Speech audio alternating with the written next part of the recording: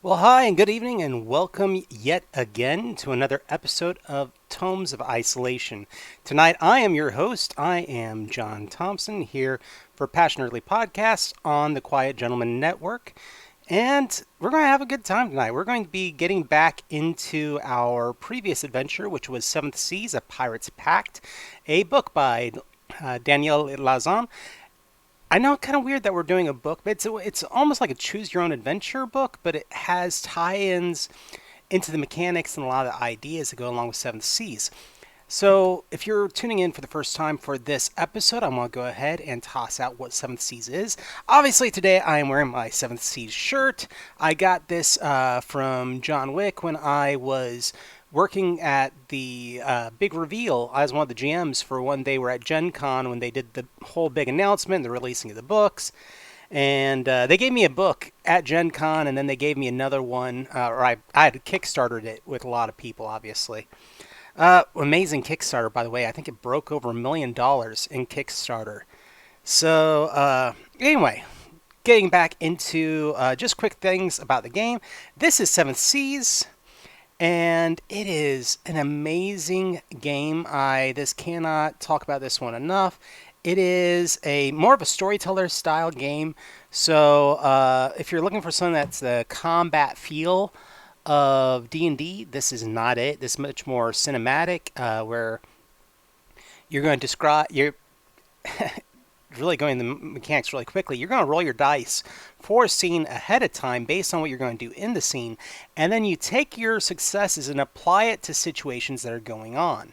And so it creates a rolling story of where you're at and how you're doing in a way that is very different from other RPGs. This is not a game where you really have to slow down and think about what you're doing. It's all about kind of rolling with the moment. And I really enjoy that about this game. So, like I said, by John Wick, as far as the original creator goes, John Wick is an amazing individual from gaming. He worked for AEG back in the day, and he is responsible both for involvement in the Seventh Seas series as well as Legend of the Five Rings series, way back when. And so, Seven Seas though is more of his baby, and it has been a interesting struggle. I mean, to be honest, watching him reacquire his rights from AEG and publishing this game, and it's been a very trying time watching all of it. But honestly, I cannot begin to say enough about John Wick. He is a great person. Yes, that is his name, and it's been his name all his life. This happens that there is a movie about a character named John Wick. So anyway, when last we left this game, we were. I'm sorry, I'm looking over at chat ever so often. But as far as this game goes tonight, we are in the world of Seven Seas, which is Thea. It is a mystical, magical stand in of the height of swashbuckling or piracy or different time periods for every nation in Europe to some extent. I mean, there's some that they left off. But England is Avalon, Montaigne is France, Vadachi is Italy, Usura is Russia, and every nation has a style of government that is very comparable and lines up with different points in literary works of fiction. Montaigne is the Alexandre Dumas, Three Musketeers, Man in the Iron Mask era of France, while Avalon is more the Queen Elizabeth, the White Queen, kind of has a kind of a mercenary navy, and then at the same time, Germany is recovering from the War of the Roses. It's all these things that kind of line up differently from our world, but those were the points that have really spawned kind of this fantasy of the way we think, of these different nations. So it's created almost, their own individual mythos, all pulled together for one giant one. And Seven Seas is incredibly inclusive and, incredibly diverse, even though we have all sorts of problems in the real world with racism and sexism and issues as far as LGBTQ rights. Those things are not a problem per se in Seventh Seas unless a GM sticks them in there. You're going to find gay or lesbian love stories. You're going to find that women can be captains of ships and leaders of nations. You're going to find that people of different races and ethnicities could have come from different countries. And those are things that that kind of don't stand out. Anyway, I'm getting all wrapped up and pulled into that, and that should be a whole different show. Tonight's game, we are catching up with our character, which I do need to pull up here on the screen for me. I mean, you all get to see it, but I would like to be able to see what I'm playing as well. We are playing... we were on a ship. We were doing a secret mission. Our friend Christine is along with us, and our ship got attacked by pirates. So then the pirates got attacked by pirates. Oh, thanks. Yeah. Chat says blah, blah, blah. Get to it. Show stats. Or show stat probably is what you meant. But anyway. So we're going to get on with our story tonight, which is taking off after we had been rescued by pirates from pirates. But the pirates that we were rescued by are kind of more the good guy pirates, the Brotherhood of the Coast.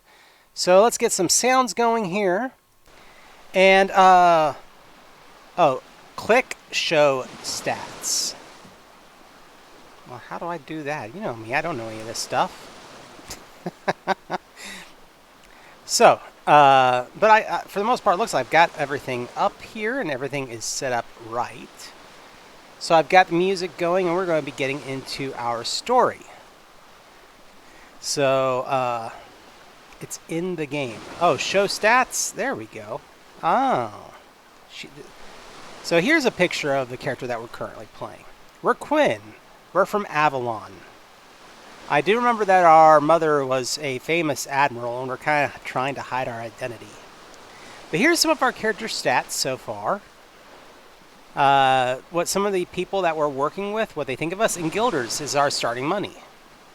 So, wow. Not from the peanut gallery, please. Thank you. Although, technically, one last thing I would like to say that this is an interactive game. As I'm going through this, I'm going to be looking for chat to help me with some of my decisions. I'm going to be putting it up to the group and saying, hey, what do you think I ought to do? And, yeah, that's pretty much how we run this game. It allows us to be a lot more interactive. So we'll go from there. So starting at the top. You're just going to come out and tell him? Christine repeats incredulously. You'd better have a good report with him. Which is when Akuso, the shipmaster, enters. She stares. Christine stares. Who is this? Akuso asks. Her voice sharp and her eyes suspicious. You said that you were going to be honest. Now is the time for you to do that. This is my friend Christine, you explain. Please let me explain the situation to Captain LaFleur. I'll take responsibility for her. Akuso stares for another long moment, while the skeptical silence deepens. Very well, she says finally. You will explain this to the captain. As you thread your way through the narrow passages that lead to the captain's quarters, Christine hisses. And what do we do if they want me to go back? Or, Theas forbid, try to put me off? Does a merchant ship like this maroon stowaways, or is it just pirates? It will be all right, you whisper back. Trust me. You hope that she can. Akuso raps on the captain's quarters, and the door opens to reveal Captain LaFleur, his expression equal parts concern and confusion.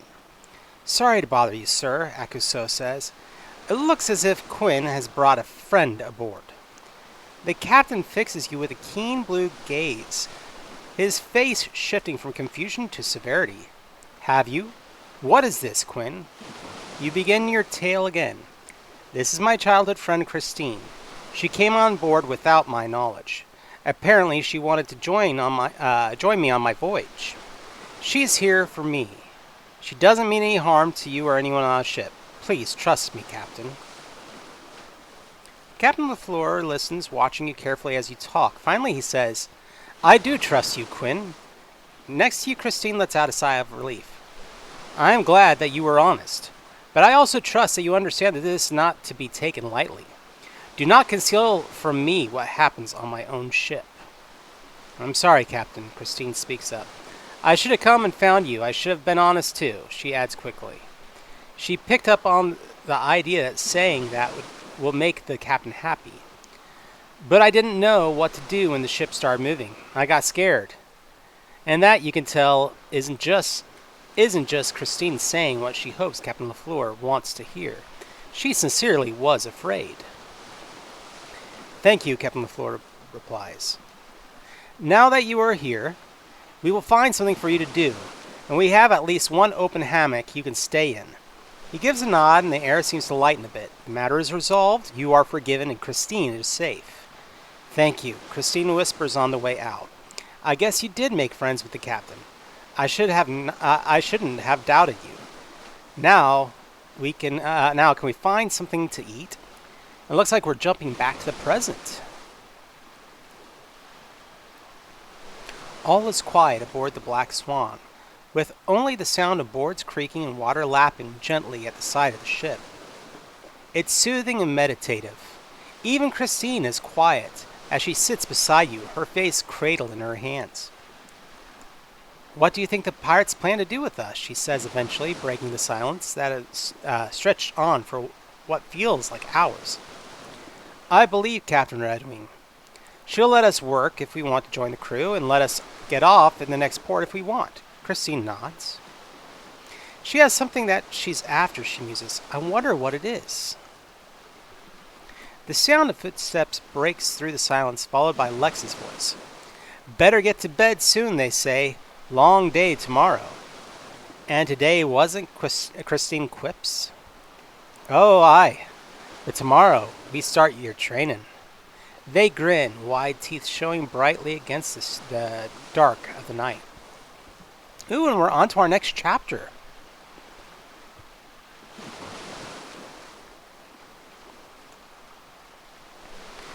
For the second time in many weeks, you wake up on an unfamiliar ship with an unfamiliar voice in your ears. Morning, sun's up! Reuben the Black Swan's first mate sounds far too cheerful for the early hour. Next to you, Christine thinks so too. She groans heavily and burrows deeper into the fabric of her hammock. You were surprised at how easy it was to find empty hammocks last night on a ship of this size. You would expect a larger crew. And while the Black Swan did lose a few sailors in the battle, it was only a few. Where are the rest? Maybe that explains why Reuben is so intent on putting us to work, you mused, Christine, as you make your way from the galley to the deck. Maybe, Christine mumbles, still sleepy. Doesn't explain why he's so blasted cheery, though. She smirks. Unless all the people who left were the ones he hated, so he's happy to see them gone. Assembled on the deck in the bright early sun, the combined crew of the Black Swan and the Dame Fortune get their orders for the day. The two sets of sailors hold themselves stiffly apart from each other. There is little mingling, but far more wary looks and uncomfortable silences pass between the crews than cheerful greetings. Still, the Dame Fortune sailors understand that work needs to be done aboard any ship, and they accept their work assignments without complaint. As before, you and Christine get your assignments last. Everyone else is a sailor, Reuben explains. You two, well, you're sailors now, but you weren't before. And to be honest, we could use another pair of hands or two at just about every station. So we might as well let you choose a task that you're well suited to. You actually get to choose? This isn't at all what you've heard life on a pirate ship is like, but you're not going to pass up this opportunity. Definitely. So, our choice. I'll do the same thing I did yesterday. I want to stick with Christine. I'll do whatever she does. I'd like to try something different from what I did yesterday. I want to stay near Captain LaFleur, or I want to stay near Captain Redwing.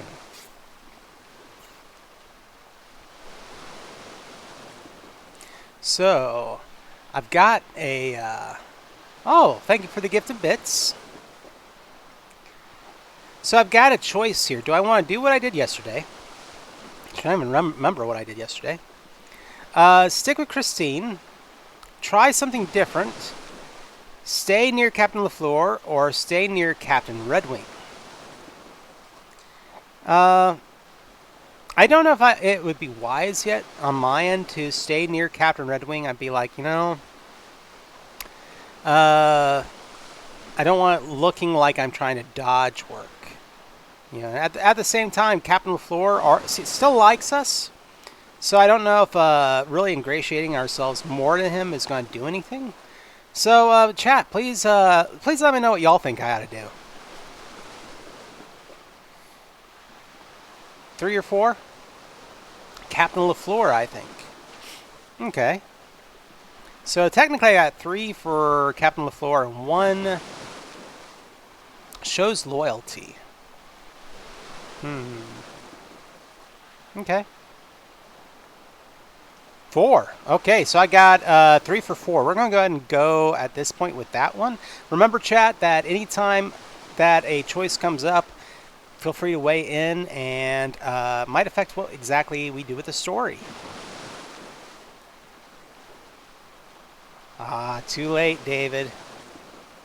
Sorry, buddy. So, actually, you tell Reuben, I'm going to help Captain LaFleur. Reuben's smile fades a little. Right. I suppose he was your first captain, and he's your captain still. He glances over to the stern of the ship, where two groups of sailors work side by side in awkward silence.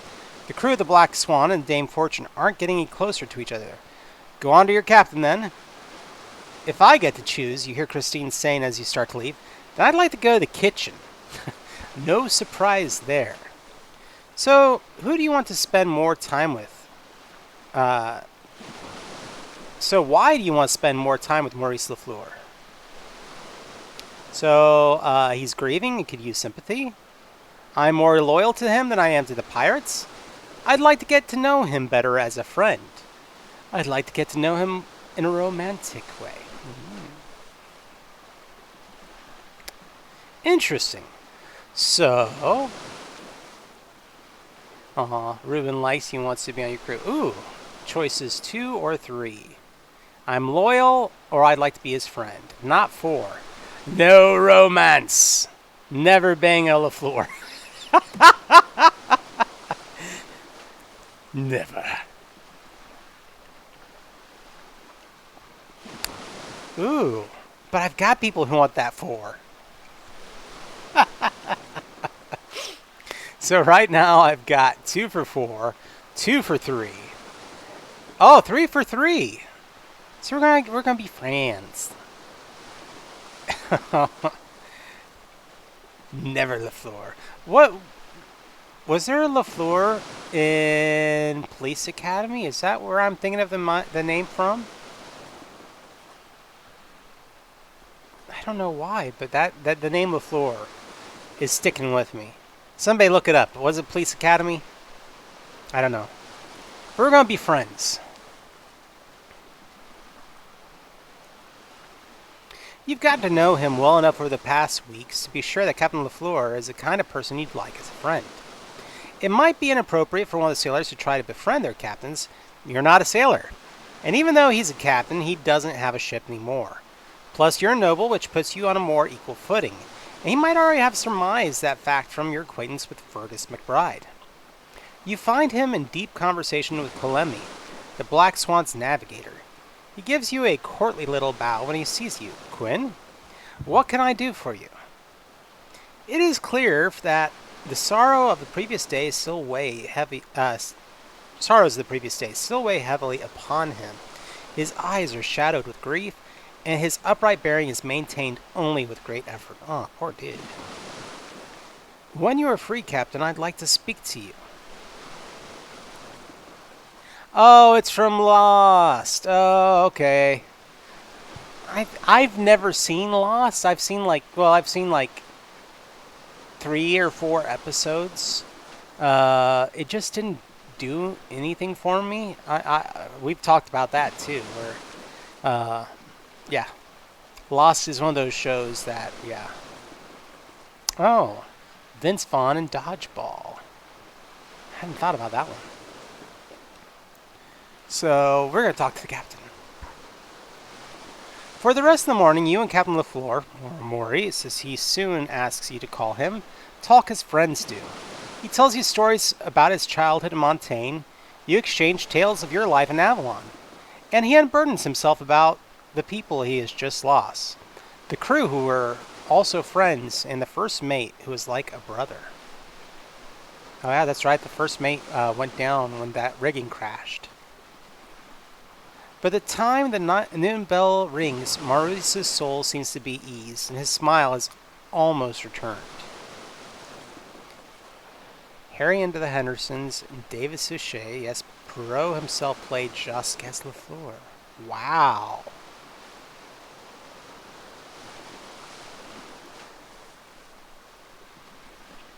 You arrive at the long, narrow table where the general crew takes their meals, and are greeted with a sight that doesn't surprise you at all. The Dame Fortune's crew is at one end, and the Black Swan is at the other, each captain with their own crew, an uneasy tension hanging in the air between them. Christine bustles in from the tiny galley, where she has spent the morning cooking, carrying a plate piled high with food. She sets it down on the table right between the two crews. She takes a look around, assessing the tension for a long moment, and then plugs down right next to Reuben. So, How are you? She asks, offering a conspicuous show of inter-crew friendliness. I like Christine a lot. At the other end of the table, Akuso glowers. A few of the pirates give Christine wary looks, but not too hostile, considering that she's also the one feeding them. The hostility melts away a little more as they taste the food. Hey, this is good! One of the pirates mumbles through a full mouth. I want to encourage... so we got some choices. I want to encourage the friendly interaction between the crews. I want everyone to get along, and I enjoy the pirate life. I want to heighten the tension between the crews. I don't trust pirates, even if they did save us. Or, I want to call out Captain Redwing's secrecy. She can't evade my questions in front of the whole crew. Wow. Those are some pretty tough choices there. So what do y'all think I ought to do? I mean, the whole trying to heighten the tensions or calling out the captain? Well, one, so much one. Yeah, I feel like one is not only the safe bet, but it's the one that we would all do. And, you know, I've known people that are the kind of people that would be like, so Captain, are you going to Shanghai us or whatever? Or, you know. But, you know, by and large, I think everyone at this point with their interpersonal communication skills would be choosing one. So far, I've gotten 2 ones. So I got anyone else thinking one at this point, or sticking with one at this point? So we're going to go ahead and go with it and move forward. For the rest of the meal, you follow Christine's lead. You make a point of talking to Reuben and Akuso, to Captain LaFleur and Captain Redwing. You compliment the Black Swan's cook's food, and you also Captain LaFleur's skill at leading his crew. When one of the pirates starts talking about their morning work, you subtly slip in comments about all of the merchant sailors that you notice helping out on those tasks. By the end of the meal, the mood is lightened considerably. There are even some friendly conversations taking place between the 2 groups of sailors. It's comfortable enough for one of the Dame Fortune sailors to ask outright, "So where are we headed?" A few of the pirates draw sharp breaths, breaking the easy cheer that has come up. "What?" The sailor asks into the silence. "It's a reasonable question." "It is," Captain Redwing says, exchanging uneasy looks with the rest of her crew. "I can't tell you all of it." She lets out a quiet, resigned sigh.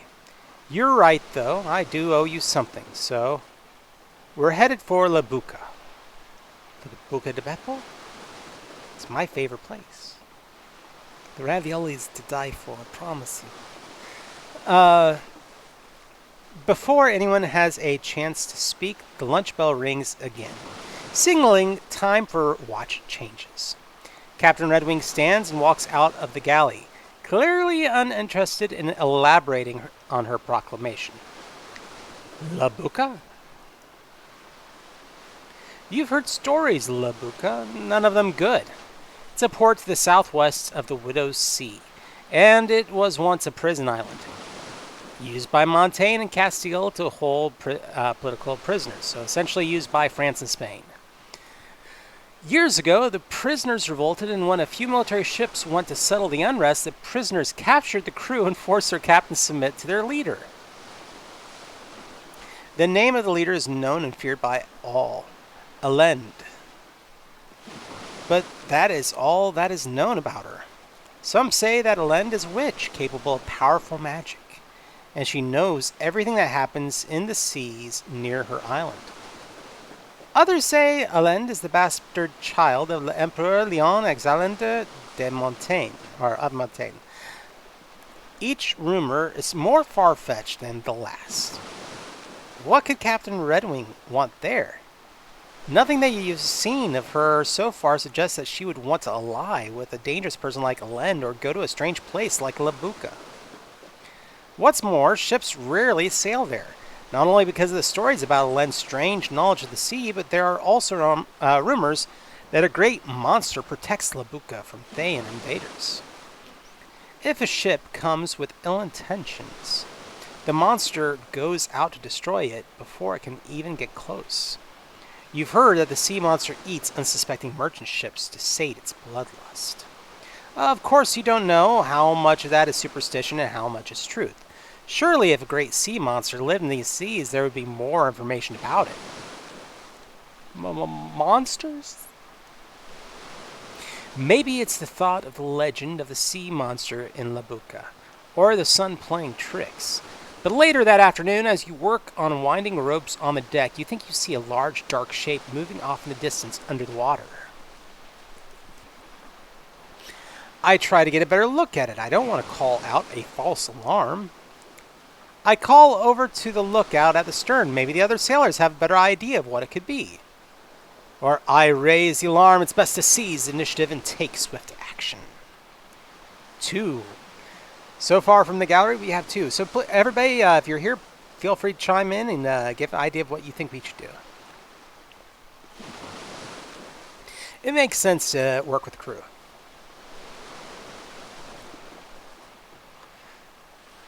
You know, I don't know why, but the first choice, I was thinking of another book, unfortunately. Not one of my favorites. Probably a series that's one of my least favorites is the Narnia series. And Eustace, you know, there even whatever the choice was that really, you know, didn't work to his favor. I felt like Eustace always kind of chose. It's like you could have worked with somebody, you could have called someone over, you could have done the right thing or whatever, yeah. But I'm like, nah. So far I've gotten 3 votes for 2. We're gonna go ahead and take that one.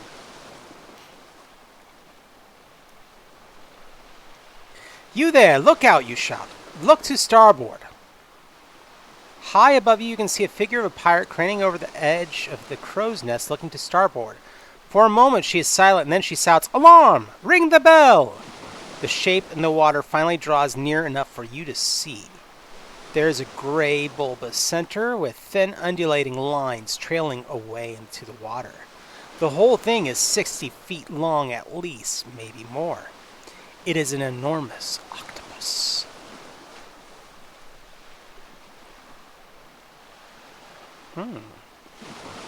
Yes, movie Eustace's redemption was great.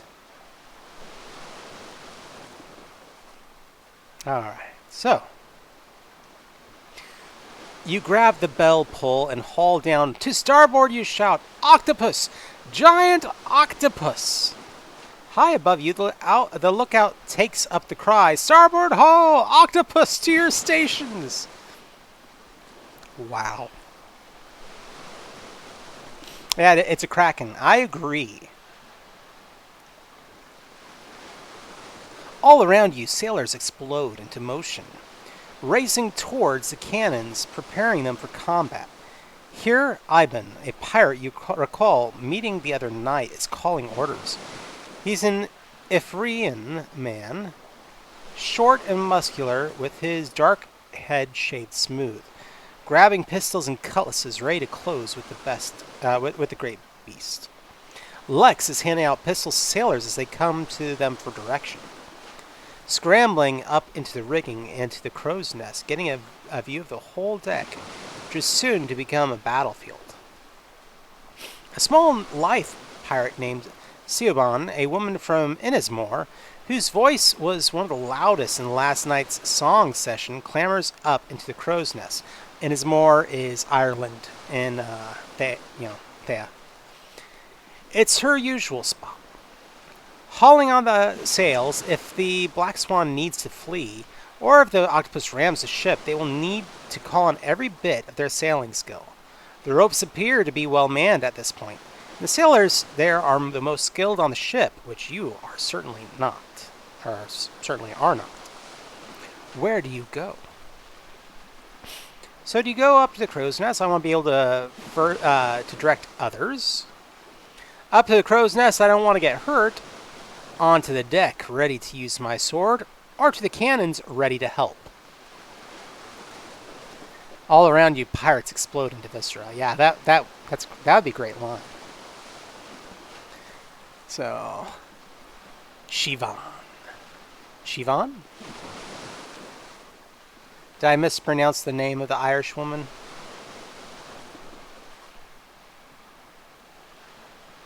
You know, I oh, yeah, I did. Thank you.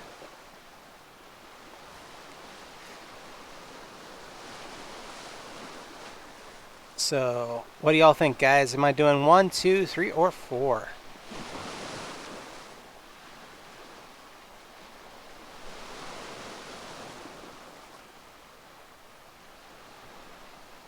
Like Sivan? Sivan? And of course, my brain immediately goes to, she bangs. Except instead of she bangs, it's Sivan. Sivan, Sivan, Sivan. Yes, I'm a big nerd, and I have a dad's level of humor at heart, so please forgive me. Sivan. I got a vote for 3 and a vote for 1. Now I just need a vote for 2 and 4, and we can round out the whole thing.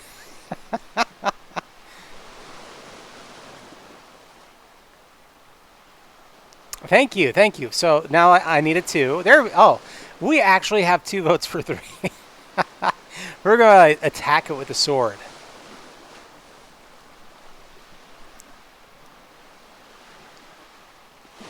You know there will be fighting at close quarters, and that is where you want to be. You rush across the lurching deck towards a group of well-armed sailors and pirates. The last time you saw this many weapons wielded on the Black Swan, it was in your defense against the Draken's Wraith. Now you're all fighting a beast nearly as fierce as an actual dragon, and your lives depend on your skill at arms. Lex is leading the way, their red hair and long saber flashing brightly in the sun. Quinn, they call. Be ready. It's almost upon us.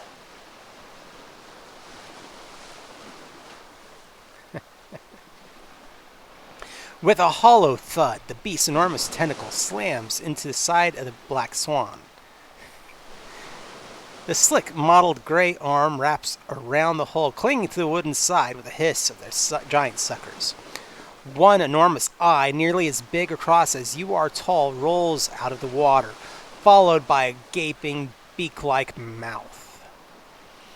Held within the tentacle's grasp, the ship lurches support as it shudders to a halt. Wow. Sailors and pirates alike grab hold of ropes and railing, attempting to remain upright. You barely manage to grab hold of the rails as the deck pitches underneath. You clutch with all your strength, but it's not enough. Your arms slip free and you find yourself sliding. But Lex is there, one arm flying out to catch you with all their wiry strength. They can hold on for both of you until the ship rights again. All around the ship, thick tentacles lash out, trying to sweep the crew into the water where the octopus's mouth gapes open. All around the deck, the battle rages. Roaring and shouting, weapons in hand, everyone rushes forward, swords slash and pistols fire. Everyone is doing whatever they can to fight off the octopus. Down on the gun deck, the cannon's crew works furiously, trying to strike at an even stronger blow against the enormous beast. Massive tentacles slam down on the deck, sending sailors scattering and splinters flying. Wow, who would have thought that'd be a tongue twister? Sending sailors scattering. The ship rocks beneath you as the cannons fire. The octopus flinches back, but only for a moment before it surges back again. One massive tentacle flails up and over the rail right behind Captain Peyton Redwing. She stands with bare feet planted on the deck and strong hands grasping the helm, trying to steer her vessel out of the octopus's grasp. So intent is she that she does not realize the creature is about to grab a hold of her as well. I jump in the way, allowing the arm to strike me instead of Captain Redwing. I rush the arm, cutting into it and deflecting its attack. I think fast, calling out the Captain Redwing, giving her time to turn and face a new threat. Or I trip one of the running pirates and let them take the blow for the captain. This will cause corruption. Well, you think so. Ooh, I got a vote for 2. Rush the arm, cut into it. A vote for 3. Call out her name. Rush the arm! No, I was laughing up at the top. When it says, with a hollow thud, the beast's enormous tentacles slam into the side of the Black Swan. I was thinking of the movie Better Off Dead with John Cusack. Anybody who's seen that knows exactly what I'm thinking about.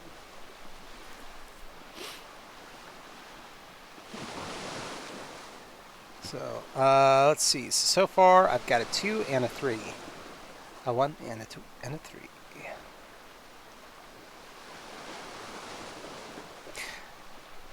Personally, I kind of lean more towards 2, but we'll see if we get a couple more. Oh, 3. 2, 3, and 3. So I've got 2 3s. We're going to go ahead and go with that one.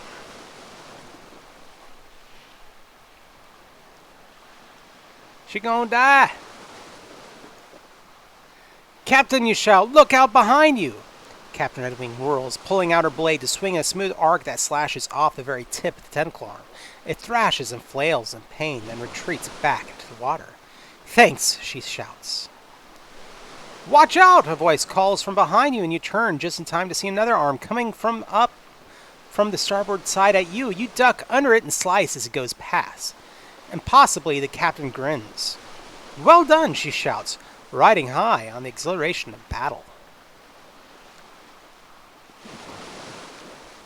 You stand your ground, sword raised, waiting for the next attack. From this close, you can tell that the creature is not a single solid gray color, but instead a model of sandy brown and gray splotches. Even as you watch the tentacles moving over the deck, you can see the brown spots become more prominent. No wonder nobody spotted it until it was too late. It can change its color. Tentacles sweep and dart all over the ship, gliding over the deck with incredible speed and accuracy. With its size, you would think the octopus would be lumbering, but it is quick and agile and clever. A tentacle comes whipping over the side of the ship at you, and just as you turn to face it, it dips away as another comes in from behind to swat at you. You barely dodge the attack as the first tentacle swings in. I call on a dueling move to strike a swift strategic blow. I charge trying to strike a deadly blow with strength alone. It is risky, but it could sway the course of the battle. I jump over the arm as it sweeps past, hoping to land on it and get closer to the body of the creature. Wow.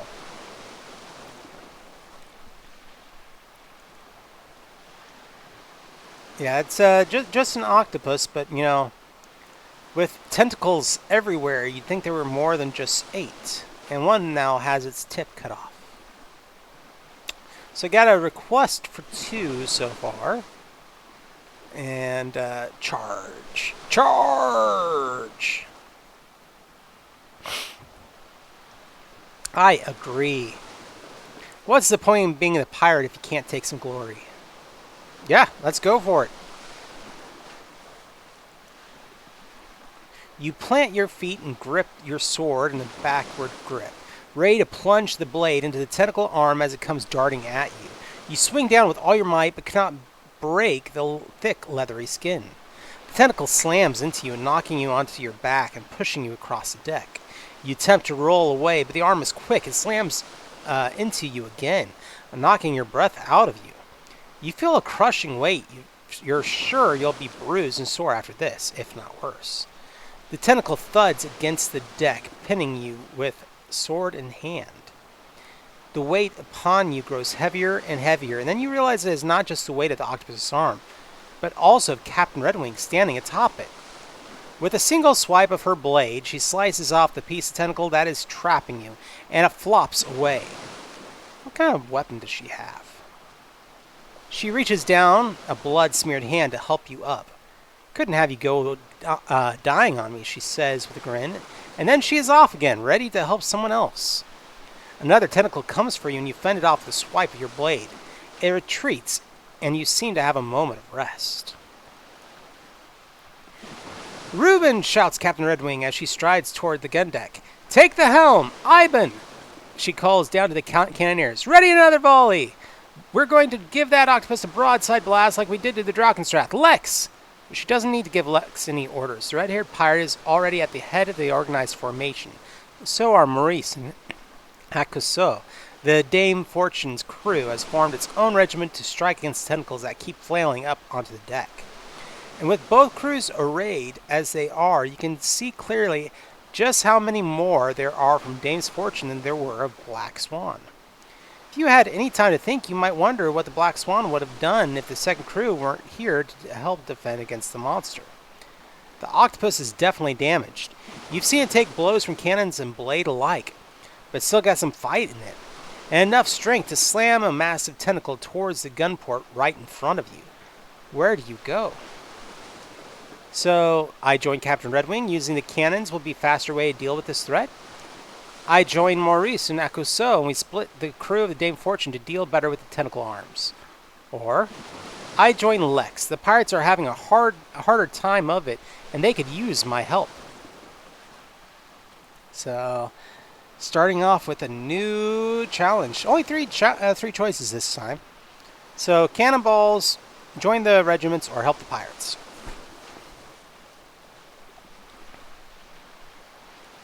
Kind of wish I had. Do I have any, like, I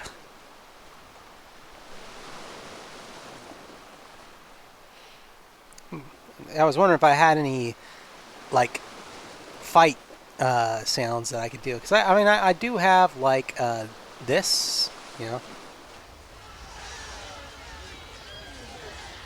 There are no horses on the ship.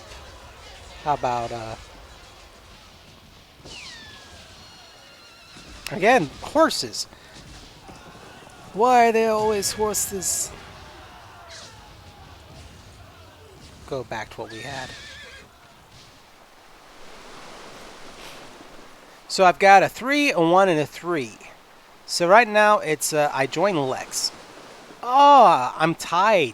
2 3s and 2 1s. So to all the other viewers out there, remember that this is an interactive game where you as viewers get to help us, help me choose what we're going to end up doing. Right now, says that I've got tons. 1 isn't bad, but I think it will be up to your reputation with the other crew to do 3.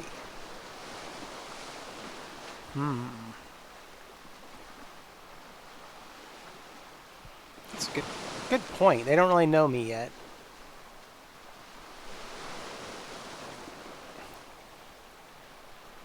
So if I get no other votes for a moment, I'm going to go ahead. Oh. Ha!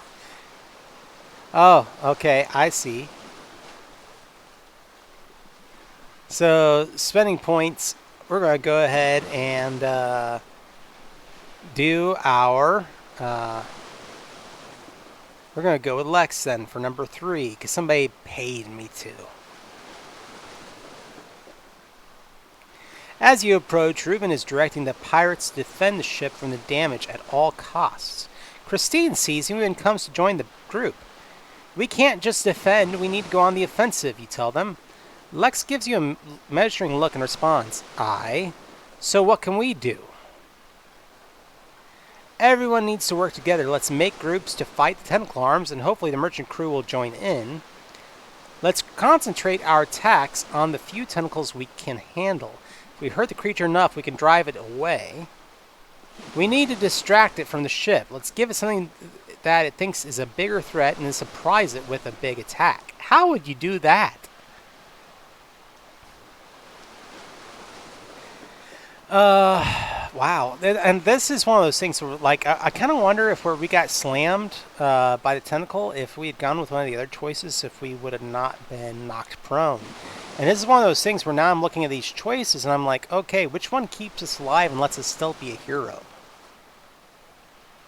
So, 3 sounds too risky. Yeah, it's like, let me MacGyver this situation. What do we have? We have a mast and some sails. You know, we have dead pieces of tentacles. You know, I'm going to put them all together and we're going to make another pirate ship. So I got 2 votes for 1, 3 votes for 1. So work together. Yay! That's what they do in Pirate World, right? Yes, 3 does sound epic, but 1, this seems to work better. We got enough votes. We're going to go with it. Yeah, I kind of hate relying on people that might not join in too. Hopefully, though, with your reputation with the Captain LaFleur, that will weigh in for us. Which I really, I'm as we go through this game, I'm really like, did they make your reputation or anything else change the paragraphs? Because if so, this is awesome. So here we go. Reuben and Lex nod in agreement.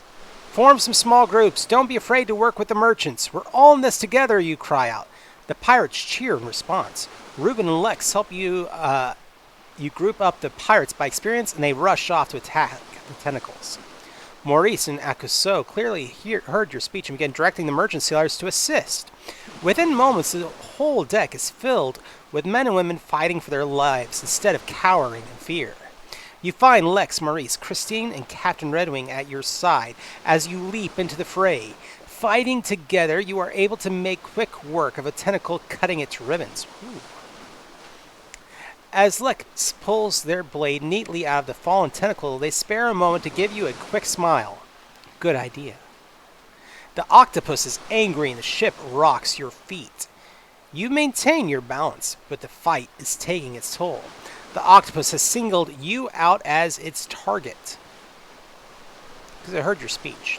Obviously, clearly. Come on. Its large black eye follows you, and all available tentacles come slapping down on the deck near you. It is moving slower now, clearly damaged by your previous attacks. The arms fall heavily around you. I let the tentacles hit me, keeping the octopus's concentration on me to allow the cannons to keep firing at the main body. It's dangerous, but it should buy the cannons the time they need to get the right angle to finish off the creature. Wow. I run from the tentacles, hoping to confuse the octopus and force it to make a mistake. I continue to fight the tentacles, hoping to do enough damage to make the octopus leave.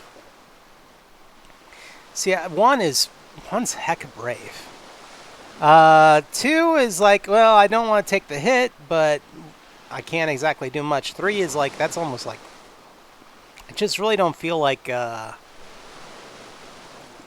this character is capable of fending off the octopus in the end by itself. But hey, what do y'all think?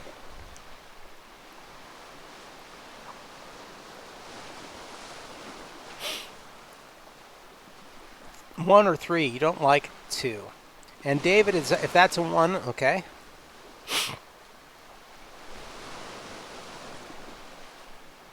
Or is that from the previous one?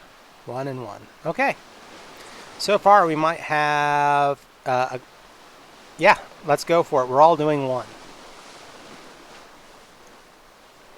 The tentacles crash around you, but not all of them. You see the octopus is too smart for this ploy and is defending against the cannons again. You hack at the slick tentacles slamming down around you, hoping to do enough damage to drive them away. Wow, that's kind of sad. I was hoping it would work.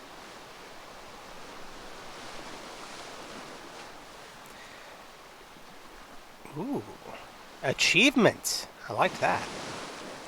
At long last, the tentacles seem to be ebbing away.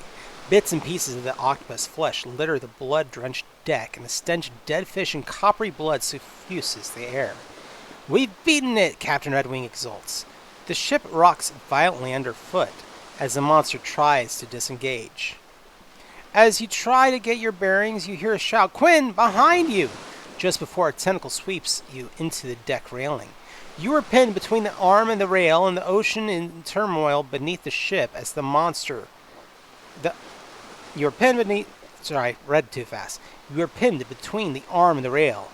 The ocean in turmoil beneath the ship as the monster tries to free itself. The water around the ship is crimson with blood, and you can see the sharks have been attracted by the carnage. They aren't attacking the giant octopus, but seem to be circling looking for an opportunity to eat something. You can hear the rails splinter and crack under the combined weight of you and the tentacle arm. You knew!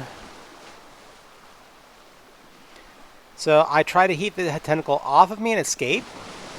I grab the tentacle, hoping to hold on in case the rail breaks. I cry out for help. I try to grab hold of a nearby rope in case the rail breaks. None of the above choices are great, so it's like picking which one you think is going to do the job. 4, 3. Okay, kind of like 4. It's like grab onto that rope, and even if the ledge breaks, at least you got something. 4. Let's go for 4.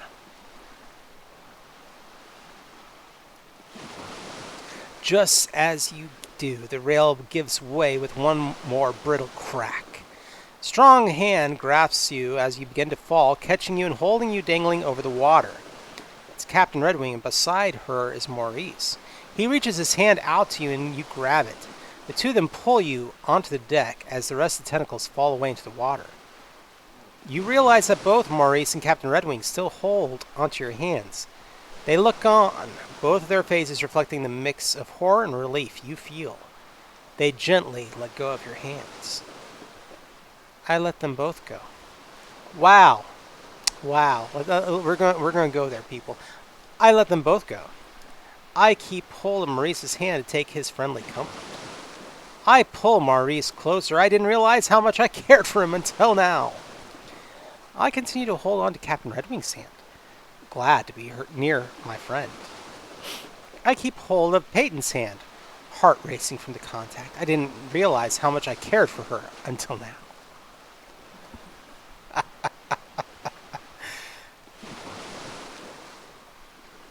I got to vote for friendship with, or pull Maurice closer. Is that what you wanted, Deadlock?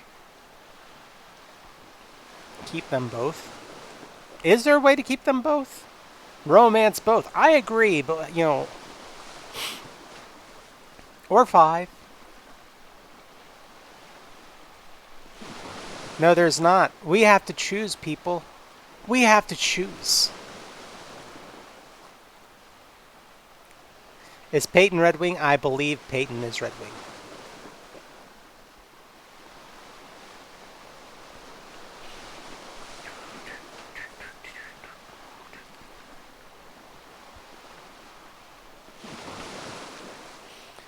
So we could have had Maurice. We could have had Peyton. We could have had them both look at us and say, no. I just want to be friends, and you're covered in octopus gore, Sorry, but there are better ways to make a good impression.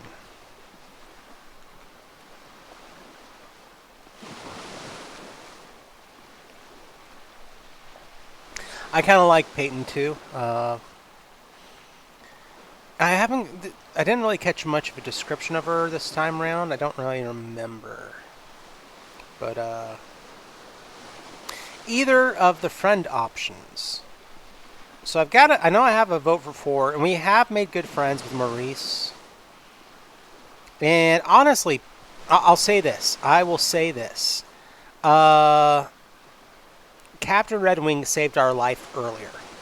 We kind of did the whole exchange thing. I mean, you saved her life. Somebody called out that there was a tentacle coming for you.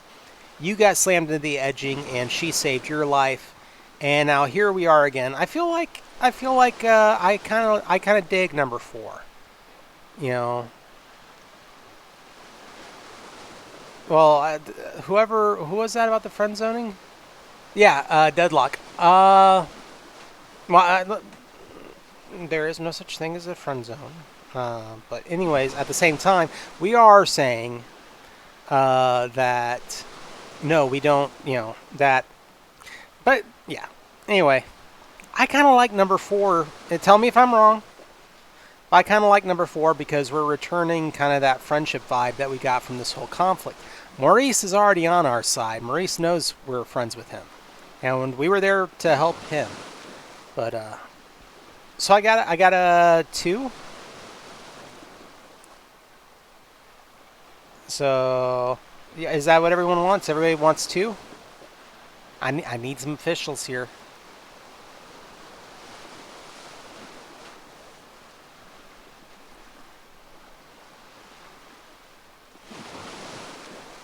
Two is taking his friendship.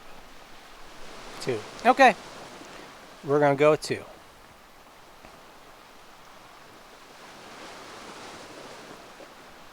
Oh, now I got 2 for 2 and 2 for 4. It would have been nice if we could all held hands together, just a noble and 2 captains on the ship. You know, what's wrong with that? In a world like this, isn't that what we need? Is love with 2 captains? Oh well. We're going with 4 because I said so. You think back to your time fighting alongside Captain Redwing on the deck. The joy and victory, the thrill of battle. Sharing an experience like that can bring people together. And it's made you realize just how strong your friendship for her has grown in a short time. Peyton's eyes flash in surprise at the tight clasp of your hand, but the expression fades to a gentle smile. She gives your hand a reassuring squeeze before letting it go. You fought well, friend, she says and turns to her crew. The moment breaks and the rest of the world rushes back in. Captain Redwing begins shouting orders to the crew. Check the lines! Raise the sails! Let's get out of here before that thing decides to come back! Still driven by the adrenaline of the fight, everyone jumps to act, checking the Black Swan over for damages and making sail with haste. She turns to you once she's sure the Black Swan is underway. Good job out there. I don't think we could have done it without you. Nice. Reuben is nearby and gives you a sweeping bow in way of agreement. Captain Redwing is already going about other business, ensuring the ship makes fast time despite damage. Christine moves to your side, a giddy grin on her face, and a long gash as well. How about that, she says, always cheerful. But the cheer is belied by the paleness of her face and the crackle in her voice on the last syllable of her question. You've known her long enough to know what this means. She was terrified, even if she won't admit it. So, our things to say to her. You could have gotten yourself killed, I tell her angrily as she joined in the fighting. You fought well, I'm proud of you, you tell her sincerely. I can't believe you used a sword, I tell her, returning her cheerful demeanor. You're hurt, I say, showing concern over her cut. Like I said, I like Christine. I don't know if I would qualify for romantic love, but she is really cool and she's been there. But yeah, so we got call for sincerity. Okay. What else we got? Or 4 if you want to show affection. I'm kind of curious with this book. In general, I'm curious. They said that this is an adventure where your expression of the character, especially in concern of love, gender identity, whatever, is very open and you can do a lot of things. So I'm wondering where it could go with this kind of book. I'm enjoying this a lot. So, anyway. So I've got a 2 or a 4, a 2, a 2. I also like 4. But I think we've got 3. I think we've got one more vote for 2 than we do for 4. So we're going to go with that.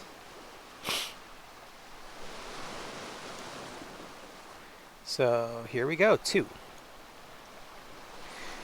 She grins, seemingly unfazed by the praise. You didn't do so bad yourself, she says, as she gives you a light shove. Thanks, you reply. And how are you really feeling, she asks, her tone instantly sober. To be honest, I was terrified the entire time. We're lucky to be alive. It was exhilarating. I never thought I'd have such an adventure. It was scary, but we all worked together to make it through. Or, I never want to go through something like that ever again. So what are our choices? I've got a 2 or a 3 so far. David, was yours for this one or the previous? I got a 2. So far I've got most votes on 2. 2 all the way.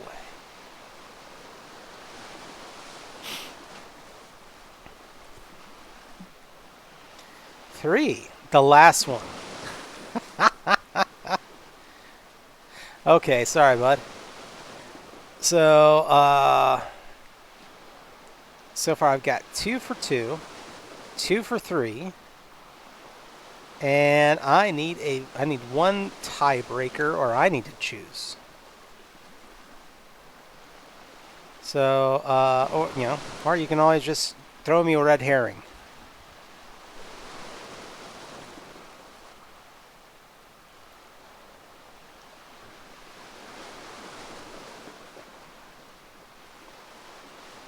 That vote was for the last one. So, it was exhilarating versus it was scary. I don't know. I think that for... Oh, what's that? This time I choose 3. 2, I think. I'm sticking with it. Well, I had 2 for 2, and that was... You included on that one. I have 2 for 3, and David just came in. Oh, dear, dude. You came in as the tiebreaker, and now so I've got dead even on 2 and 3. So I'm going to go ahead and choose. And I think because of our report with Christine, we're going to go with number 2.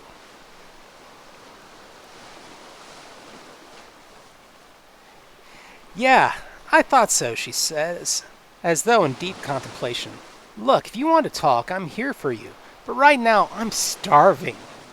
You wouldn't expect Christine to react to a brush with death any other way. As she heads off for the galley, she falls into step beside Reuben, and they head off together, deep in animated conversation. Does she have a thing for Reuben? Or does Reuben have a thing for her?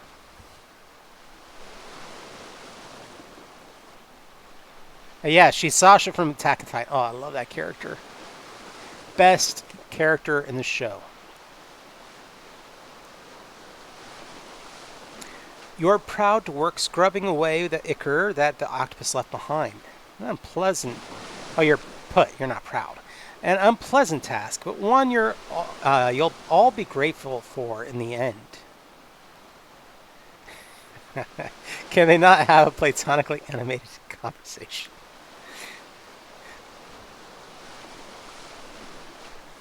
I got nothing to say on that. Your task puts you close enough to the helm that you're within earshot when Lex brings damage reports to Captain Redwing. The main mast sheared at the top, but it's still serviceable. The ship took water, but nothing the pumps can't handle. We lost 4 cannons on the starboard, but with the full complement that from the port, it isn't a huge loss. All in all, Captain, the ship fared well. Lex's brisk voice turned somber then as they continued. The crew less so. 10 injured. 7 from the Swan and 3 from Dame's Fortune. Danielle says they're all likely to make it through, and 3 dead. All from the Swan. The news seems to add years to Captain Redwing. She nods to Lex. Thank you, Lex. Anything else? The weight of what Lex just told the captain is obviously catching up with them. No, ma'am. They seem to be at a loss for words. After a long, painful moment, they swallow. Orders, they ask? Captain Redwing clears her throat roughly. We're underway. If it isn't crucial, we don't need to do it. Give the crew time to say their goodbyes. We should be at La Buca in a day or so. Let's open a keg tonight. Again, Lex says quietly. Again, Captain Redwing agrees. For a moment, neither speaks. They simply share their grief in silence. And then the moment breaks, and the captain throws her head back and says, We have work to do. Let's get back to it. As Lex heads away, the captain turns to you. Well, Quinn, you survived your first monster attack. How do you feel? Yeah, Lex had gender-neutral pronouns. I loved it. They used them a couple times. They were calling Lex they and them as they were going through the sales. But you survived your first monster attack. How do you feel? I trained for a battle like this. I was ready. Still looking for answers. What's really going on? Grateful that I could do my duty? Or, I'm alright, but how do you feel? Do you want to talk about it?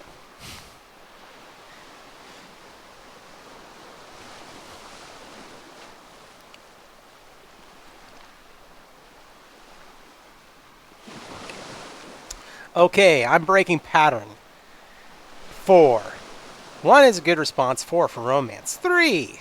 So far, 4 is in the lead.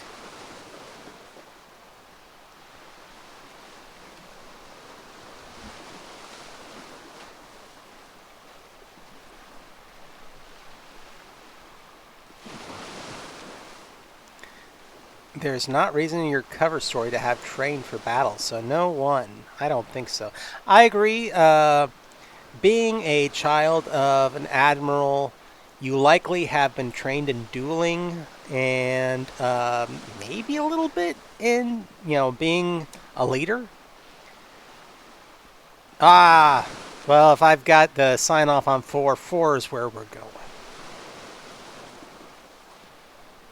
Thank you, Peyton replies, very quiet and very serious.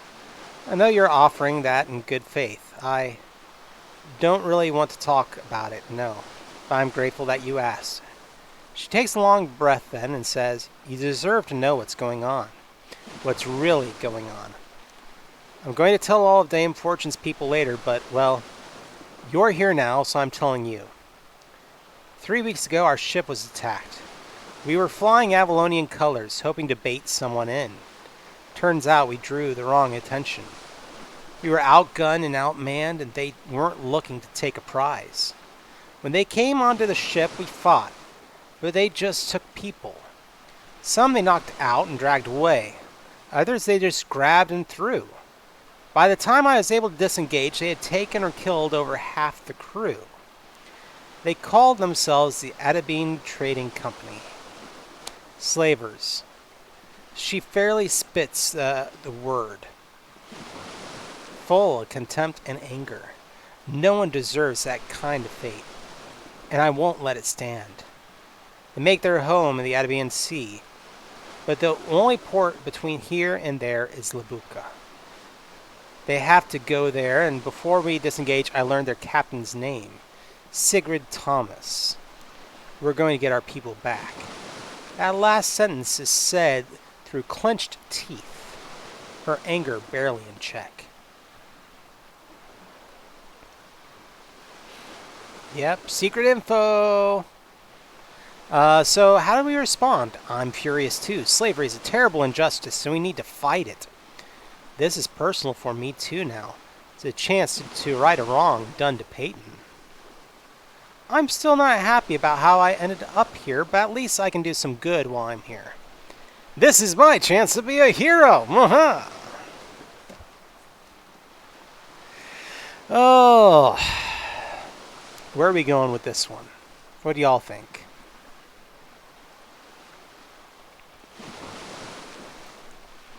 And yeah, the Adabian Trading Company is definitely real world stand-in for that the trading company that was in the Caribbean movies.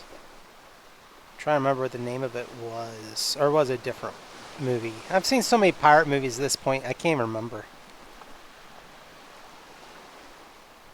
So I've got 2 votes for 2. Yeah, I agree. 4 is definitely dumb. Yeah, East India Trading Company. Thank you. David is 1, and he wants another vote for 1.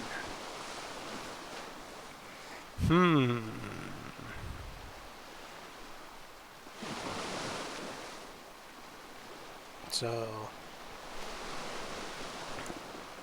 is the Miss Crow still around? Is she going to vote? If not, 1 is fine too, I guess. I kind of feel like they're similar, and at the same time, I wonder with personality, things, especially within the romance options or pursuing, at least to some extent, some of the characters in this.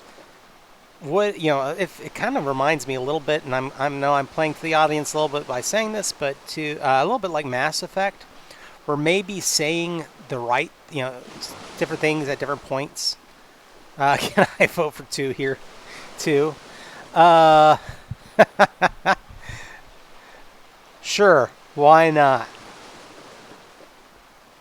But I feel like within, communication with the different characters, that maybe not always, being like, love struck is the best way. But anyway, what do I know? I'm asexual. I'm glad you told me, you say, letting your sincerity show in your face and voice. I want to help you. Good, Peyton says quietly, just as sincerely. I'm glad I have you on my side. Now, you finish your work, I'll see you later. Ooh, hello, after darkness falls. The rest of the daylight hours pass swiftly, taken up by hard work and harder emotions. Once more the day ends with the dead being laid to rest, with somber words spoken by their respective captains. Once more the evening begins with drinks and songs and stories shared in memory of those lost and celebration of having survived. Now, though, the mood is different.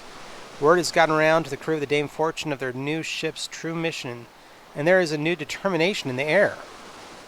Everyone is speaking of what is to come. The glory of fighting for justice, the challenge of defeating slavers, the joy of recovering friends that might have been lost. Some of the tension between the two crew remains. While about half of the pirates and merchant sailors are sharing drinks and stories, the other half still hold themselves stiffly apart. Pirates to port, merchant sailors to starboard, and nothing passing between them except suspicious glances. While none of the Dame Fortune sailors would argue that it is a bad thing to fight against slavers, there are still some who deeply resent the way that they have been brought into the mission. The most suspicious glance of all comes from Akuso. She stands with her fellow Dame Fortune sailors turned pointedly away from the pirates. Yeah. Thank you very much. Guess I'm salad for the follow tonight.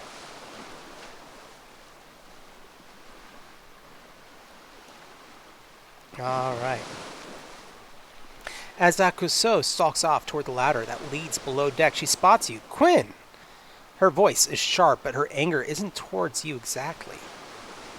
It's more generalized anger at the world. I know that you know what is really going on, she declared, challenging in every word. Captain LaFleur says that he is in favor of this, and that you are too. That you told the pirate captain that you would fight these slavers? Why are you doing this? This could be your chance to win over Akuso, and in doing so bring about harmony between the two crews. That would make you combined fighting force much more effective, not to mention make the mood aboard the Black Swan much more convivial. If that's what you want, of course. How will you try to convince Akuso to help unify the two crews in service of the common cause of fighting the slavers? I'll appeal to our friendship. I'll appeal to her loyalty to Captain LaFleur. I'll appeal to her sense of justice, or I'll sympathize with her. I don't want to join the pirates either. All right. Well, yes, we are very happy to have you here, Guess I'm Sal. So the way this works, we have a choice of 4 topics, and of course, everybody in the chat is more than welcome to vote. So our 4 choices: appeal to friendship, appeal to loyalty, appeal to justice, or tell her that we don't want to join the pirates.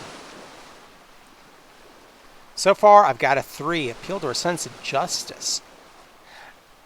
I can see that one. I really kind of lean myself towards loyalty to Captain LaFleur.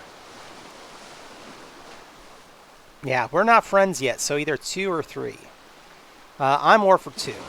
Okay, yeah, I kind of agree. So far, though, I've got 2 for 3 and kind of a yes for 3.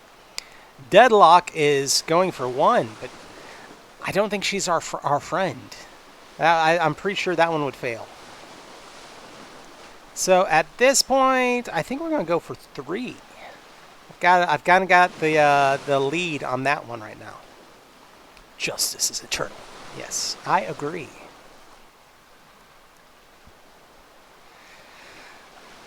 I'm doing this because it's the right thing to do, you say simply. I don't need to tell you how terrible these crimes are that Sigrid Thomas and her people have committed. You've lived that horror. But I can understand that you don't feel right about the way you've joined this fight. We didn't choose to be aboard this ship, and we didn't choose to be sailing toward the Arabian Sea. But isn't that the kind of fight you would want to join anyway? Do you think you know me? Akuso shoots back almost instantly. You don't. So don't pretend that you do. Yes, I'll fight the slavers. But I will not become a pirate, and I will not ask anyone from my crew to do that either. With that, she turns and stalks away. My crew, she called them. She clearly still thinks of herself as Dame Fortune as something separate from the Black Swan, and is likely to think that way for some time. And thank you again. We've got CFT RPG. Thank you so much for following us. And everybody in chat, just want to say CFT RPG is also a channel on here, and we would love for y'all to go and follow them as well. So continuing on with our story. As Akuso's footprints echo down the ladder to carry her away from you, you see another figure striding towards you, Captain Peyton Redwing, her coat swirling in the breeze behind her.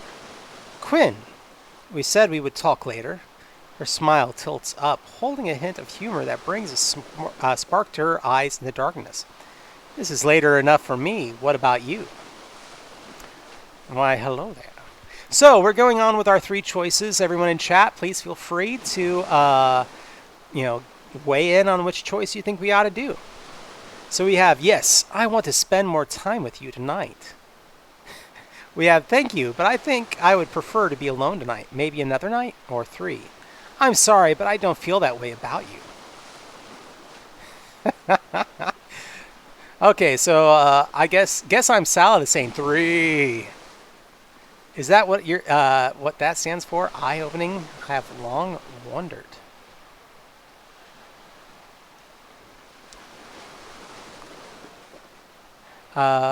So let's see. 1.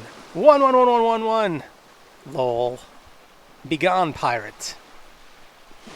Aw. Well, I've got 2 votes for 1. I've got 1 vote for 3. Guessing them Salad is still in with the 3.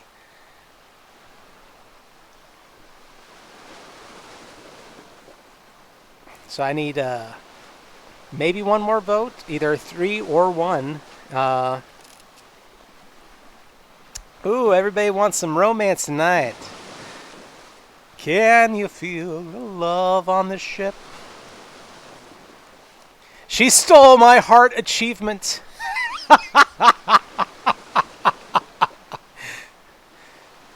The grin flashes brighter, easing some of the weight that she carried with her all day. Let's go to my quarters. Well, it's definitely not nicer than sleeping in a hammock. She leads you down below decks through the narrow corridors of the Black Swan until you reach the plain door that leads to the captain's quarters.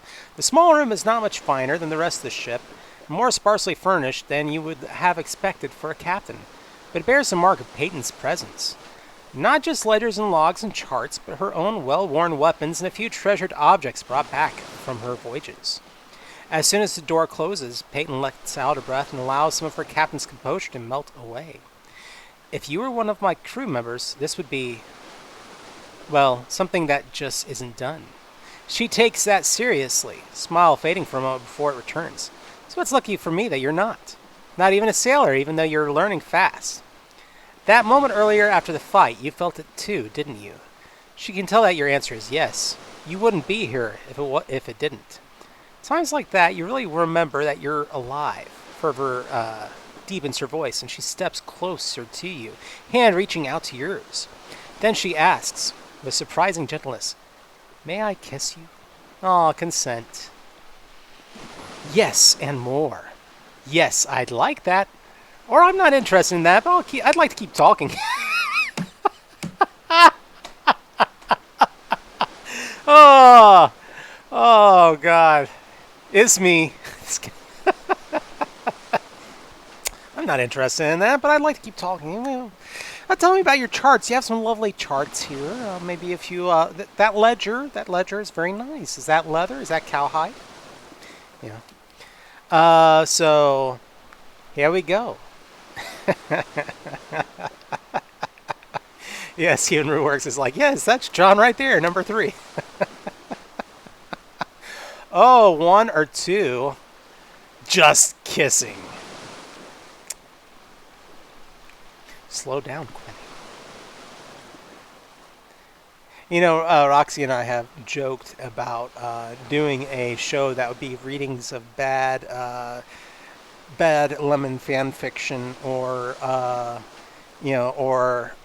romance novels to see who could keep a straight face the longest. Anyway.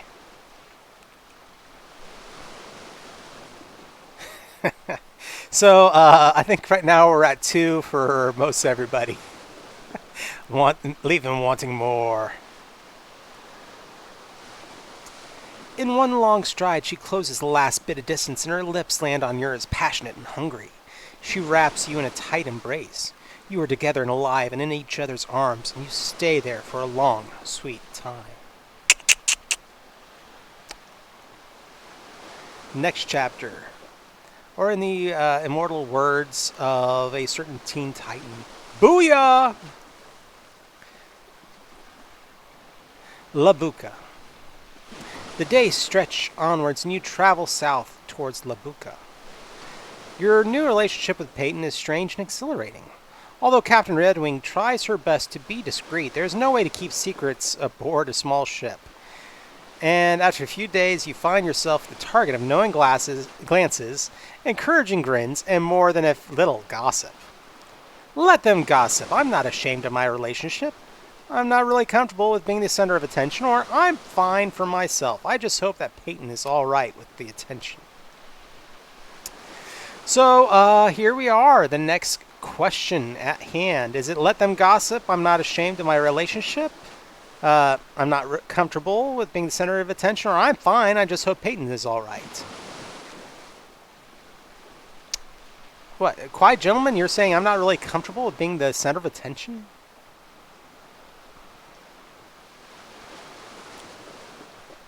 I mean, I myself, 3, thank you. Yeah, I think it would be appropriate to, But, 3, I think, would be a little bit more of the appropriate answer, just because you're also being concerned about another person. Just saying. So, anybody else? 3. There we go. Alright, so I got 3 for 3. We're going to go there. When you ask her, she laughs easily and shrugs it off. You're sweet to worry. But being captain means that people are always watching your every move. I got used to it long ago.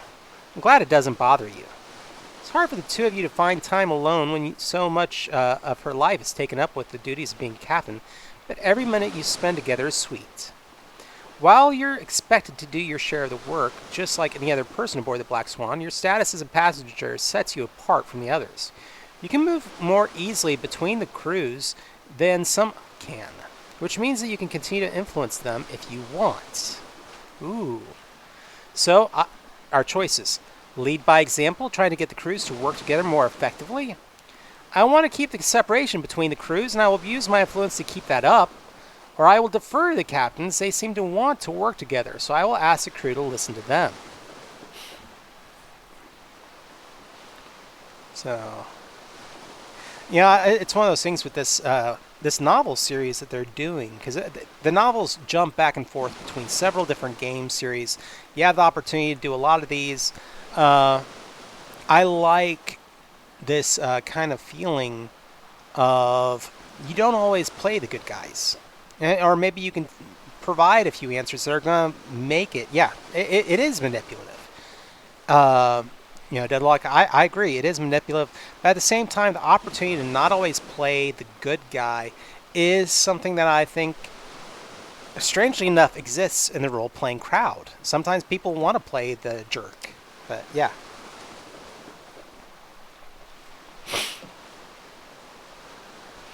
So, I think I've got 2 votes for 1. Do I got any more votes right this moment? I think we're going to be going with that one here in just a second.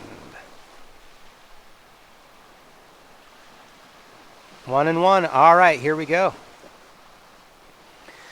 Every time that you have an opportunity to lead a group, you make sure that you choose people from the Dame's Fortune and Black Swan both. You make sure that they have to depend on each other too. They can't work side by side without interacting. They need to cooperate if they're going to keep the ship running well. After a few days, you start to see results. The fight with the sea monster was enough to make anyone question their previous prejudices. Everyone simply feels lucky to be alive. Meal times are less tense than before, and the strict separation of crews at the long table is beginning to break up. Pirates and merchant sailors begin to choose to work together even without your direction. Even Akuso, despite any attempt at your part, had been holding herself apart, is beginning to soften. For even she cannot deny that you all work better when you're working together. Kinda makes sense. The days pass with a view of endless sameness from the ship, flat sea and wide sky, with only a few clouds to break it up, until you see something new. Gulls. That means land's close. You never see gulls when they're too far out from the sea. He lifts a hand or wave to, and what was it again? It was,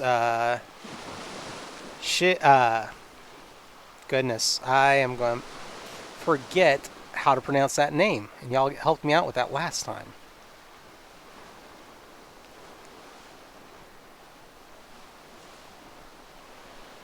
Siobhan, thank you. Thank you. Not my strong point a lot of times. Figured I'd switch us over to a soundscape that had some gulls ever so often in the background.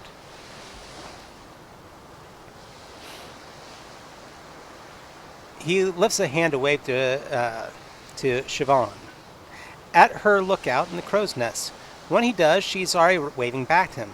She's seen the gulls too, and she's on the alert to cry out at the first sign of land. As you stand near the rail, keeping your own lookout, Maurice comes up to join you, with Christine close behind him. Have you ever been to Labuka? Christine asks. Oh no, Maurice answers at once. Certainly not. It was not the sort of place that a respectable merchant ship would go. Christine shifts uneasily. Because of Allende, right? Maurice nods. Yes. Nobody knows who she is or even what she's really or where she's really from. She wears a mask all the time. He shakes his head. And yet all the people there are loyal to Allende.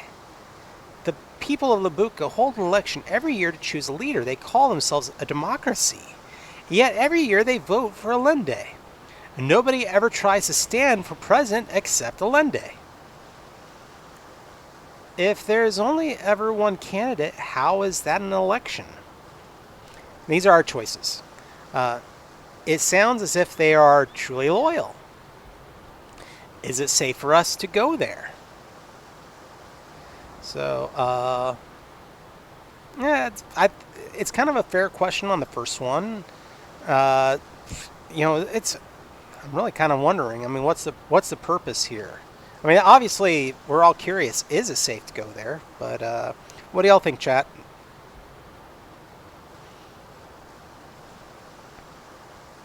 I don't know why. I thought I had one that had a lot more goals. I guess not. So, I'm going to probably, since, 3. Is it safe for us to go there? I kind of agree. And 3. We're going to go ahead and do that one, because really it's kind of a simple question to ask, and really not one that's going to cause, I think, a lot of stir. But anyway. So. Well, I think the legends of sea monsters are not true. Says the man on a crew who just fought attempting a joke, yeah. Christine shudders at the memory of a sea monster that you did face, and Maurice has the good grace to look a little abashed. Have you ever heard of buccaneers, he asks, and then answers his own question. No, you would not have an Avalon. They are sailors from Labuka. Sometimes they take money from one crown or another to work as privateers. Some say that once they sign a contract, they are more loyal than the Emperor's own daughters. But when they aren't on contract, Well, there's no loyalty except to Allende. And we get the cry out, "Land ho!" From above comes the high call of... Goodness, y'all just help me with this. Siobhan, thank you. I really need to learn that. The Irish pronunciations. From high above, the high call of Siobhan's voice. "Land ho!" All around the ship springs to life with renewed energy as sailors ready the ship for making landfall. "Yes," Murray says softly as he lifts his face to the wind. "Land is close by. You can smell it. And in a moment or two you can see it just as Siobhan can. A small dot on the horizon, growing ever larger into the shape of the island." "Finally," Christine sighs.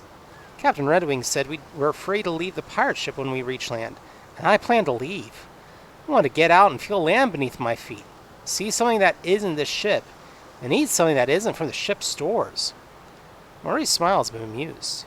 He knows better than to even try to hold Christine back when she's set her mind to something.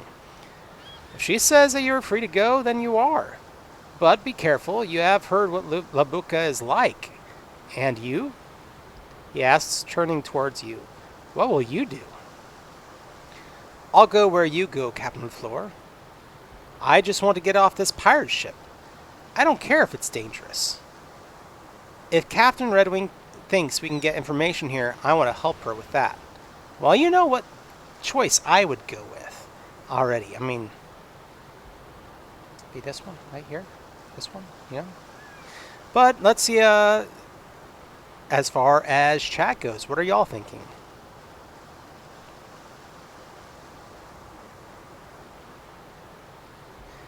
One. Ooh. Was she only a mere dalliance to you?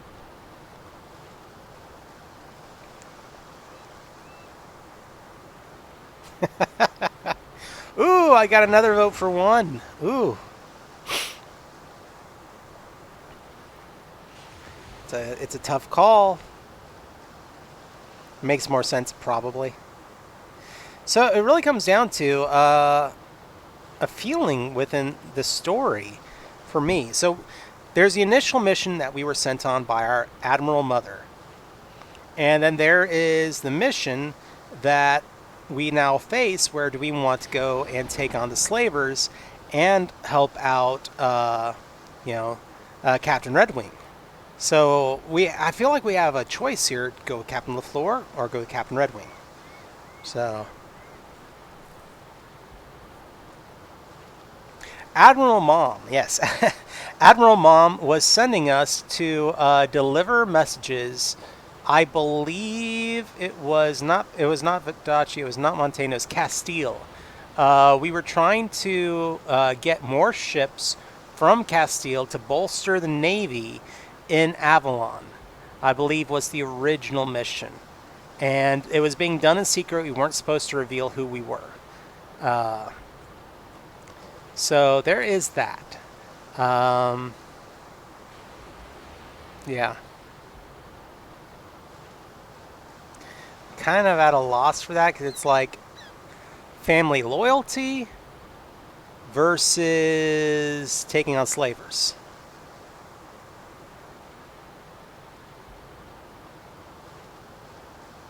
It sounds a little Spanish. Yeah, Labuca would be Spanish, yes.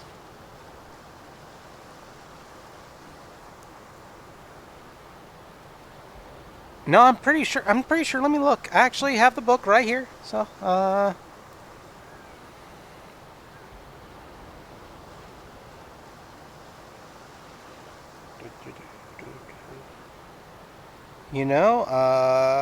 wonder if they created Labuca for this. Or I wonder if there is a much more detailed, book out there for this. One of the Italian one is Vidachi. Yeah.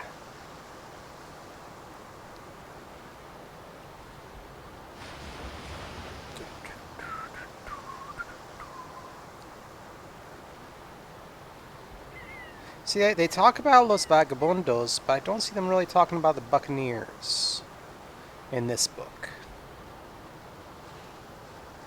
So, 122.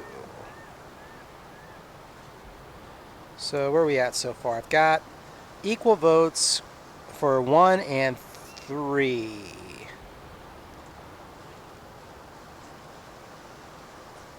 Yeah, it's got to be in the Nation's book, because I don't think I'm seeing it here for specifics on the Buccaneers. Oh, you looked it up, and the internet is also wondering about La Buca. It's definitely not something I was very familiar with first edition. Like I've always joked, it was my great white whale of gaming.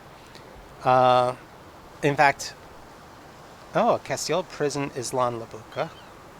Or Island, yeah. I bet in first edition that's probably what it was. Oh, and the origin of the Brotherhood of the Coast, which means that it is a democracy, much like the ships of the Brotherhood of the Coast. Interesting.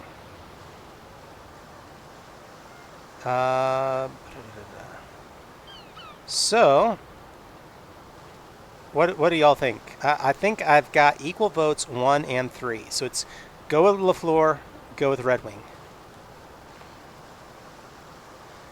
And right now, you know me, I'd go with Redwing.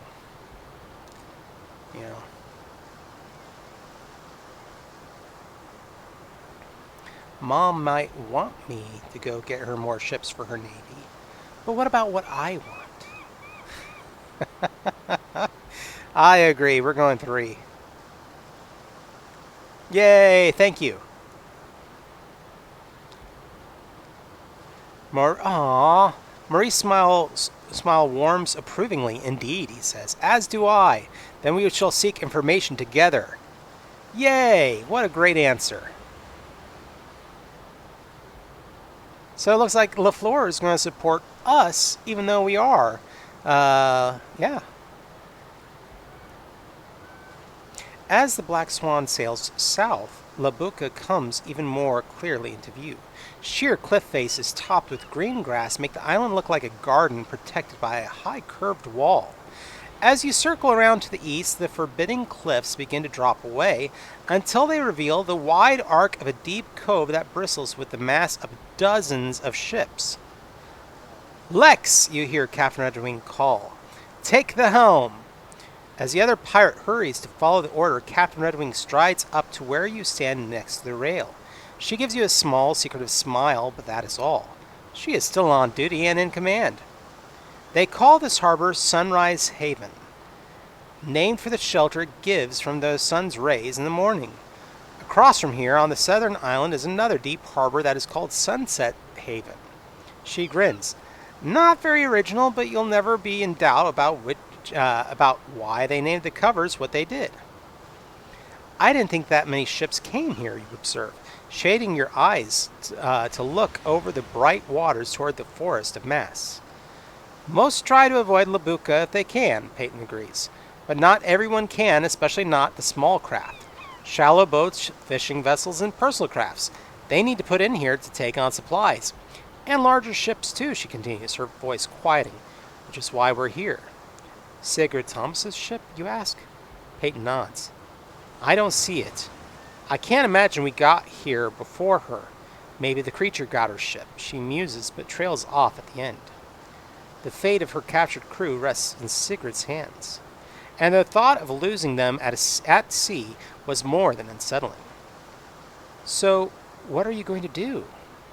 Find her. The words are flat, low, and fierce. And then find my people.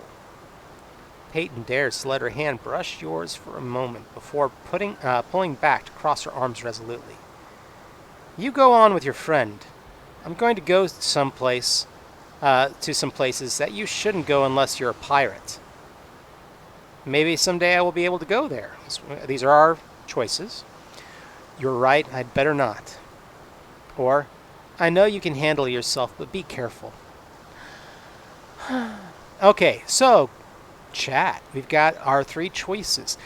Just as a heads up, we are within 10 minutes of pretty much our standard time where we end our show. We end at 9, so we might do this choice and call it a night from there. We got 1 vote for 1 so far. A vote for 3. So, yeah, there is something to be said for the way that the speaking works. And if y'all remember how our character layout was before, I want to see how our relationships have grown after we get done with this. 2 for 3 so far. So, do I got any more for the chat? I'll give you all a few more seconds to get them in. 3. Okay. All right. I know you can handle yourself, but be careful. I like the answer because, you're again showing care and compassion towards another person. Ha! Peyton lets out a short laugh. Careful doesn't usually enter into it. In a place like Klabuka, the voice softens then and she adds, but for you, I might actually try it. That's kind of sweet. I like that.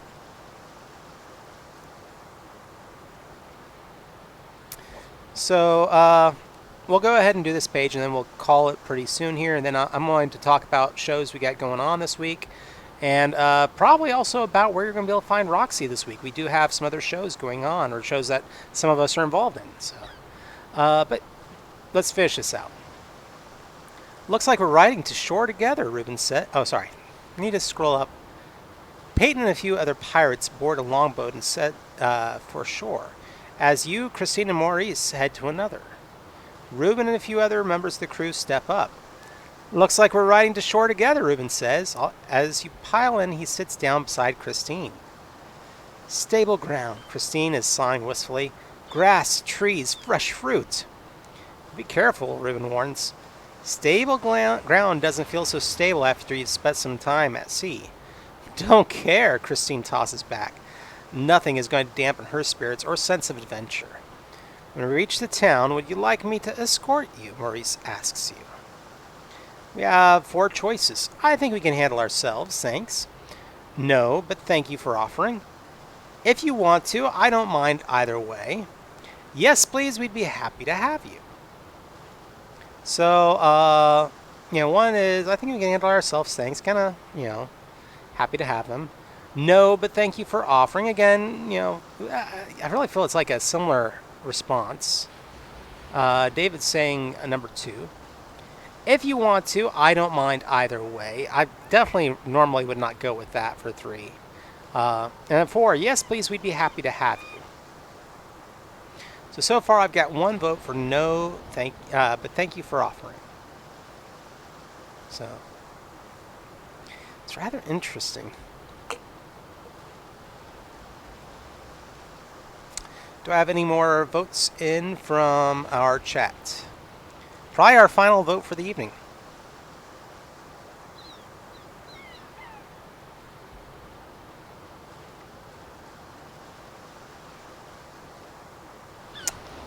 Oh, 4. And a 3. Thanks, guys. 4. I am going to go with 4 because I've got 2 votes for it at this point.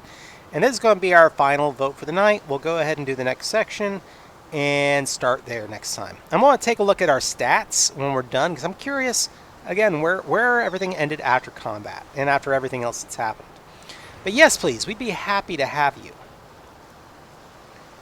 You ride the short distance to the dock in water murky with trash and ship waste. Ooh.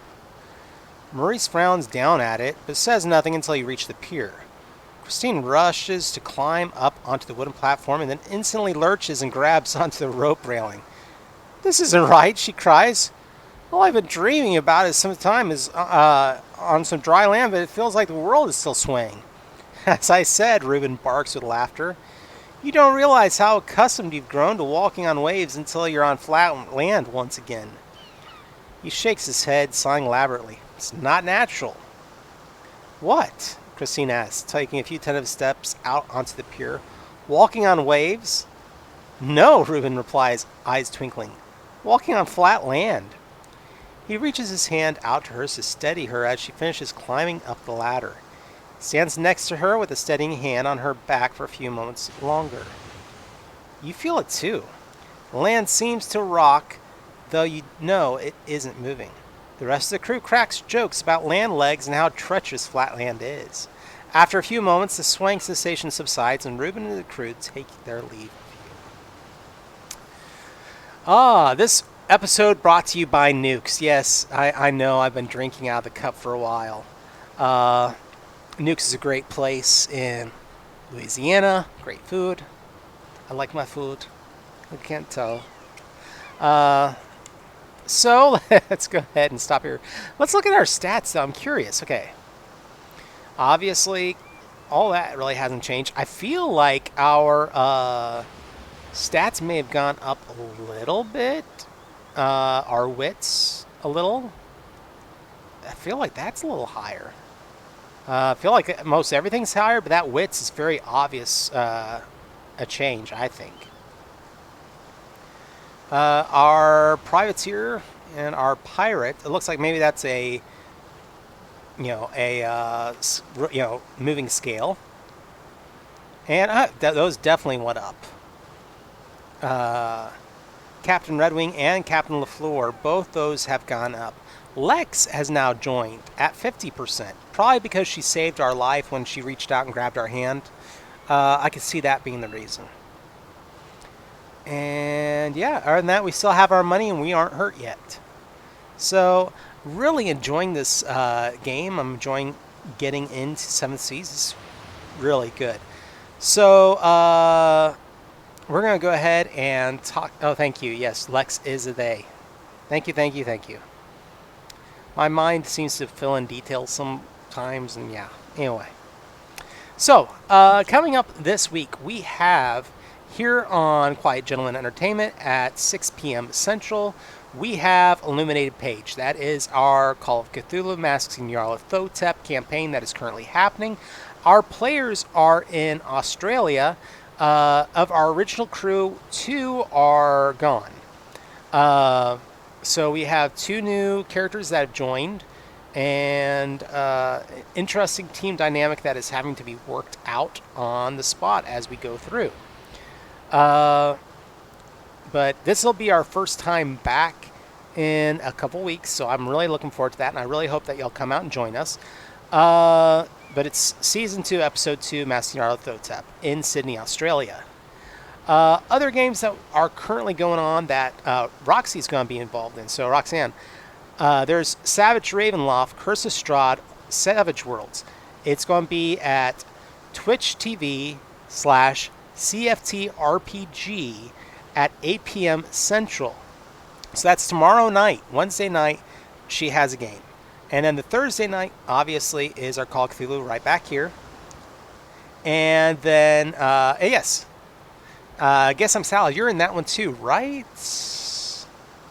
Yeah? I'm pretty sure you're in that one. My brain, I've been at work all day, and this is, I literally got here 15 minutes before stream started, so my brain is still not working quite right. Are you curing Strahd? Maybe, I don't know. Awesome. And then another game that Roxy is now involved in is Deadlands Hell on Earth. It's on twitch.tv/league_of_explorers. And that is at 9 p.m. Central on Friday. So, yeah, we've got pretty much a show happening every weekday that one of us is involved in. So I really hope that y'all go out, support her, check out CFT RPG. They also have gotten some of her videos up on YouTube. So please go find those on YouTube, give them a thumbs up, give it a follow. And yeah, we really appreciate everybody coming out tonight. This show will return next Tuesday. This is our every week show, Tuesday nights. We play games that are specifically designed for people to be able to play by themselves. These are GM-less games that I feel have great plot lines, and it's not just, a dungeon crawl. This is obviously 7th Seas, the RPG base, but it's more of a choose-your-own-adventure base. 7th Seas is wonderful. Go check out the books. Check out, John Wick as a writer. Anyway. I think that's pretty much it for this evening. Thank y'all for joining us. And I'll see y'all again on Thursday. Go follow Roxy tomorrow as she hunts Strahd or cures Strahd or does something Strahd. Anyways, night, guys. Wonderful to see you. Let's get back to our thing here. Is it right here? All right. Night, everyone.